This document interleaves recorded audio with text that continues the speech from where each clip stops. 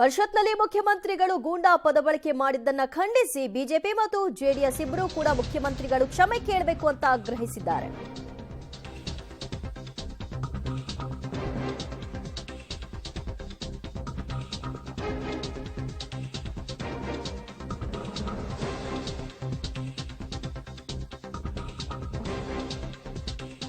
ಪರಿಷತ್ನಲ್ಲಿ ಸಿಎಂ ಸಿದ್ದರಾಮಯ್ಯನವರು ಆಡಿದಂತಹ ಗೂಂಡಾ ಪದ ಬಳಕೆ ಸಂಬಂಧಿತವಾಗಿ ಈಗ ಬಿಗಿಪಟ್ಟನ್ನ ಹಿಡಿದು ಕುಳಿತಿದೆ ಬಿಜೆಪಿ. ಮುಖ್ಯಮಂತ್ರಿಗಳು ಕ್ಷಮೆಯನ್ನ ಯಾಚಿಸಬೇಕು, ಕಡತದಿಂದ ಈ ಪದವನ್ನ ತೆಗೆದ್ರೆ ಸಾಲದು, ಮುಖ್ಯಮಂತ್ರಿಗಳು ಕ್ಷಮೆ ಯಾಚಿಸುವ ಮೂಲಕವಾಗಿ ತಮ್ಮ ಪದವನ್ನ ವಾಪಸ್ ಪಡ್ಕೊಳ್ಬೇಕು ಅಂತ ಬಿಗಿಪಟ್ಟನ್ನ ಹಿಡಿದಿದ್ದಾರೆ. ಸದನದಲ್ಲಿ ಬಿಜೆಪಿ ಕಾಂಗ್ರೆಸ್ ನಡುವೆ ಈ ಸಂದರ್ಭದಲ್ಲಿ ಮಾತಿನ ಚಕಮಕಿ ಕೂಡ ಏರ್ಪಟ್ಟಿದೆ. ಸಿಎಂ ಕ್ಷಮೆಗೆ ಜೆಡಿಎಸ್ ಮತ್ತು ಬಿಜೆಪಿಯ ಸದಸ್ಯರಿಂದ ಭಾರಿ ಪಟ್ಟಣ ಹಿಡಿದು ಕುಳಿತುಕೊಂಡಿದ್ದಾರೆ. ಸಭಾತ್ಯಾಗವನ್ನು ಕೂಡ ಮಾಡಲಾಗಿದೆ. ಮುಖ್ಯಮಂತ್ರಿಗಳು ಕಡತದಿಂದ ತೆಗೆದ ಹಾಕಲಾಗಿದೆ. ಸೊ ಇನ್ನೇನು ಆ ವಿಷಯವಾಗಿ ಚರ್ಚೆ ಬೇಕಿಲ್ಲ ಅಂತ ಹೇಳಿದ್ರು. ಹಾಗಿದ್ರೆ ಕಡತದಿಂದ ತೆಗೆದ್ರೆ ನೀವು ಆಡಿದಂತಹ ಮಾತುಗಳಿಗೆ ನಮ್ಗೆ ನೋವಾಗಿದೆಯಲ್ಲ, ಅದನ್ನು ಹೇಗೆ ತೆಗೆದು ಹಾಕೋದು, ನೀವು ಕ್ಷಮೆ ಕೇಳಲೇಬೇಕು ಅನ್ನೋದು ಬಿಜೆಪಿ ಮತ್ತು ಜೆಡಿಎಸ್ ಸದಸ್ಯರ ಒಂದು ವಾದವಾಗಿತ್ತು. ಆದ್ರೆ ಅದನ್ನ ಮಾನ್ಯ ಮಾಡದೇ ಇದ್ದಂತಹ ಹೊತ್ತಿನಲ್ಲಿ ಸಭಾತ್ಯಾಗವನ್ನ ಮಾಡಿದ್ದಾರೆ. ಅದರರ್ಥ ಅವರು ತಪ್ಪು ಮಾಡಿದ್ದಾರೆ, ತಪ್ಪುಗಳನ್ನು ಹೇಳ್ಬಾರದು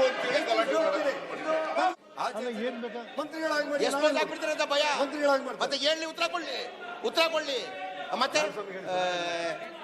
ಇವರೇ ಸಭಾಪತಿ ಅವರೇ ಜಮೀರ್ ಮುಂದ್ರಿ ಸುಮ್ಮನೆ ಸಭಾಪತಿ ಅವರೇ ಚರ್ಚೆ ನಿಮ್ಮ ಮುಂದಿದೆ.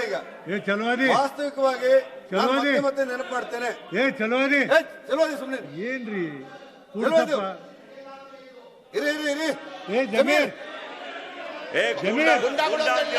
ಗುಂಡಾಗರ್ದಿ ನಡೆಯಲ್ಲ ಅಂತ ಹೇಳಿದ್ದು, ಗುಂಡಾಗರ್ದಿ ನಡೆಯಲ್ಲ ಅಂತ ಹೇಳಿದ್ದು, ಗುಂಡಾಗರ್ದಿ ನಡೆಯಲ್ಲ, ಗುಂಡಾಗರ್ದಿ ನಡೆಯಲ್ಲ ಅಂತ ಹೇಳಿದ್ದು.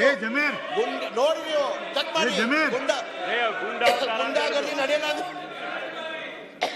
ಈ ಮಂತ್ರಿಗಳು ನೀವೆಲ್ಲ ಮಂತ್ರಿಗಳಾದಂತವ್ರು ಯಾರು ಕುತ್ಕೊಳ್ರಿ, ಹೇಳಿ ಇವರೇ ಕೂಡಿಸ್ರಿ ಅವ್ರಿಗೆ. ಕೆಲವೊಂದು ಕೂತ್ಕೊಳ್ಳಿ, ಹೇಳಿ ಪೂಜಾರ ಹೇಳ್ಬಿಡಿ. ಸಭಾಪತಿ ಅವರೇ ಎಲ್ಲರೂ ದಯಮಾಡಿ ಸಮಾಧಾನ. ತಾವು ಬಹಳ ಸುದೀರ್ಘವಾದಂತ ಅನುಭವ ಇದ್ದವರು. ನಮ್ಮಲ್ಲಿ ಈ ಪೀಠದ ಮೂಲಕ ನಾವು ಹೇಳೋದಿಷ್ಟೇ, ಮಾನ್ಯ ಮುಖ್ಯಮಂತ್ರಿಗಳು ಈ ಸದನಕ್ಕೆ ಬರ್ತಾರೆ ಅಂತ ಹೇಳಿದಾಗ ಖುಷಿ ಪಟ್ಟವ್ರು ನಾವು, ಅವ್ರ ಜೊತೆ ಚರ್ಚೆ ಮಾಡ್ಲಿಕ್ಕೆ ಆಸಕ್ತಿ ಇದ್ದವರು. ಆದ್ರೆ ಮಾತಿನ ಮಧ್ಯೆ ಗೌರವಾನ್ವಿತ ಮುಖ್ಯಮಂತ್ರಿಗಳು ನಮ್ಮನ್ನ ಗೂಂಡಗಳಂತ ಕರೆದದ್ದು ಮತ್ತು ಚೀತು ಅಂತ ಹೇಳಿ ನಮಗೂ ನೋವು. ಇಲ್ಲ, ಈ ಹಿನ್ನೆಲೆಯಲ್ಲಿ ಸಭಾಪತಿ ಅವರೇ ಮತ್ತೆ ವಿನಂತಿ ಮಾಡ್ತೇನೆ, ಈ ಹಿನ್ನೆಲೆಯಲ್ಲಿ ಮಾನ್ಯ ಮುಖ್ಯಮಂತ್ರಿಗಳು ಈ ಘಟನೆ ಬಗ್ಗೆ ಅವ್ರ ಬಾಯಿಂದ ಬಂದಿರುವ ಶಬ್ದಗಳ ಬಗ್ಗೆ ವಿಷಾದ ಸೂಚನೆ ಮಾಡಬೇಕು ಅನ್ನೋದು ನನ್ನ ಆಗ್ರಹ. ನಡೆಯಲ್ಲ ಅಂತ ಹೇಳಿದ್ದು, ಗುಂಡಾಗಿರಿ ನಡೆಯಲ್ಲ ಅಂತ ಹೇಳಿದ್ದು. ಏನ್ ಹೇಳ್ತಾರೆ ಮುಖ್ಯಮಂತ್ರಿಗಳು? ಏನ್ ಹೇಳ್ತಾರೆ ನೋಡುವ. ಮುಗೀತಿ. ವಿಧಾನ ಪರಿಷತ್ತಿನಲ್ಲಿ ಇವತ್ತು ನಡೆದ ಘಟನೆ, ಇವತ್ತು ನಾವೆಲ್ಲರೂ ತಲೆ ತಗ್ಗಿಸ್ತಕ್ಕಂತ ಕೆಲಸವನ್ನ ಮಾನ್ಯ ಮುಖ್ಯಮಂತ್ರಿಗಳು ಮಾಡಿದ್ದಾರೆ. ಉತ್ತರ ಕೊಡ್ತಕ್ಕಂತ ಸಂದರ್ಭದಲ್ಲಿ ವಿಚಲಿತರಾಗಿ ಮಾತಾಡಿರ್ತಕ್ಕಂಥದ್ದನ್ನ ನಾವೆಲ್ಲ ಇವತ್ತು ಗಮನಿಸಿದ್ದೇವೆ. ಅವರನ್ನು ನಾವೇನೂ ಹೆಚ್ಚಿಗೆ ಕೇಳಲಿಲ್ಲ. ಸಭಾಪತಿಗಳು ನಿಗದಿ ಮಾಡಿರುವ ರೀತಿಯಲ್ಲಿ ಪ್ರಶ್ನೆಗೆ ಉತ್ತರ ಕೊಡಬೇಕು ಅನ್ನೋದು ಪ್ರಶ್ನೆ ಇತ್ತು. ಅದನ್ನ ಪ್ರಶ್ನೆ ಮಾಡಿದ್ದಕ್ಕೆ ವಿರೋಧ ಪಕ್ಷದವರು ಗೂಂಡಾಗಳು ಅಂತೇಳಿ ಕರೆದ್ರು. ಅವರೇನು ಈ ರೀತಿ ಕೆಟ್ಟ ಪದಗಳನ್ನ ಬಳಸ್ತಕ್ಕಂಥದ್ದು ಹೊಸದೇನಲ್ಲ.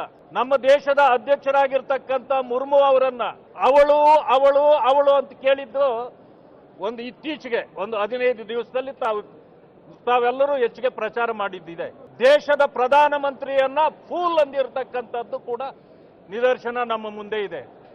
ಇವತ್ತು ಗೌರವಾನ್ವಿತ ವಿರೋಧ ಪಕ್ಷದ ಸದಸ್ಯರುಗಳೆಲ್ಲರನ್ನೂ ಕೂಡ ಅವರು ಗೂಂಡಾಗಳು ಅಂತ ಕರೆದಿದ್ದಾರೆ. ಅಷ್ಟೇ ಅಲ್ಲ, ವೀರಾವೇಶದಿಂದ ಥೂ ಛೀ ಈ ರೀತಿ ಕೂಡ ಮಾತಾಡಿದ್ದಾರೆ.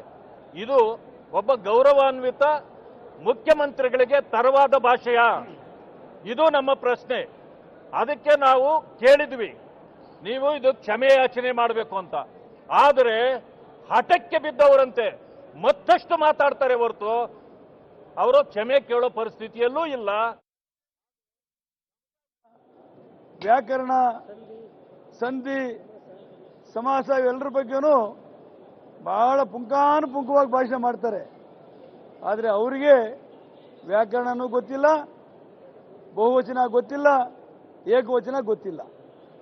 ವಿರೋಧ ಪಕ್ಷದ ನಾಯಕರ ಆದಿಯಾಗಿ ಎಲ್ಲ ಸದಸ್ಯರು ಸದನದ ಭಾಗ ಅನ್ನೋದನ್ನು ಮರ್ತೋಗಿದ್ದಾರೆ. ಹಾಗಾಗಿ ರುದ್ರೇಗೌಡರಂತ ಹಿರಿಯ ವ್ಯಕ್ತಿಗೆ ಕೂತ್ಕೊಳ್ಳಿ ಅನ್ನುವ ಮಾತು ಜೊತೆಗೆ ನೀವೆಲ್ಲ